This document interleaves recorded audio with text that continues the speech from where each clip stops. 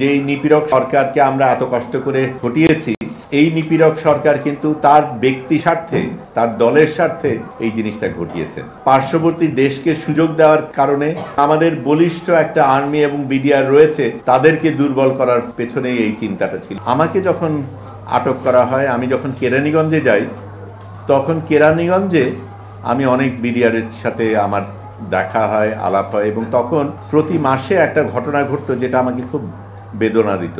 প্রতি মাসে কাশিমপুর থেকে শয়ে শয়ে বিডিআরকে আনা হতো কেরানীগঞ্জে ডান্ডাবেরি পড়ার কোনো নিয়ম আমাদের দেশে নেই, কিন্তু সেটাই হতো। তারা ওখানে থেকে রাতে থেকে তারপরে তাদের কোর্টে নেওয়া হতো, কোর্ট থেকে আবার ফিরে যেত, কোর্টের ভেতরেও তারা ঢুকতো না। কিন্তু এই প্রহসনটা অনেক প্রহসনের মধ্যে একটা প্রহসন। ওনারা অনেকগুলি যুক্তি বলেছেন যেগুলি একেবারেই পরিষ্কার। কি হয়েছে, কেন হয়েছে, কারাই ষড়যন্ত্র করেছে, কাদের স্বার্থে এই জিনিসটা করা হয়েছে, সেটা খুব পরিষ্কার, আমরা এখন জানি।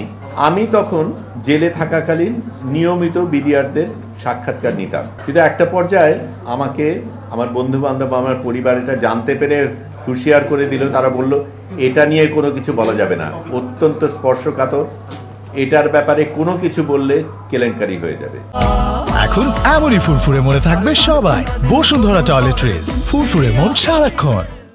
কিন্তু সেই নোটগুলি আমার এখনো আছে, এবং যাদের সাক্ষাৎকার নিয়েছি সেটার ভিত্তিতেই আমি কথাগুলি বলছি। এটা পরিষ্কার যে যেই নিপীড়ক সরকারকে আমরা এত কষ্ট করে হটিয়েছি, এই নিপীড়ক সরকার কিন্তু তার ব্যক্তি স্বার্থে, তার দলের স্বার্থে এই জিনিসটা ঘটিয়েছেন, এবং আমাদের দেশকে ক্ষতি করার উদ্দেশ্যে, পার্শ্ববর্তী দেশকে সুযোগ দেওয়ার কারণে, তার প্রতিদ্বন্দ্বীদের দুর্বল করার জন্য, এবং আমাদের বলিষ্ঠ একটা আর্মি এবং বিডিআর রয়েছে, তাদেরকে দুর্বল করার পেছনেই এই চিন্তাটা ছিল। এবং এটা পরিষ্কার কিভাবে কারা করেছে, তাপস করেছে, তখনকার হোম মিনিস্টার যারা ছিলেন তারা করেছেন, এবং আমি তারপরে যারা তদন্ত করেছেন তাদেরও সাক্ষাৎকার নিয়েছি। এবং এটা ঠিক, এখন আমি এই কথা বলতে পারছি, তখন বলতে পারতাম না। কিছুদিন আগে 5ই আগস্টের আগে সেই সুযোগ ছিল না, কিন্তু আমার কাছে এটা একেবারে পরিষ্কার।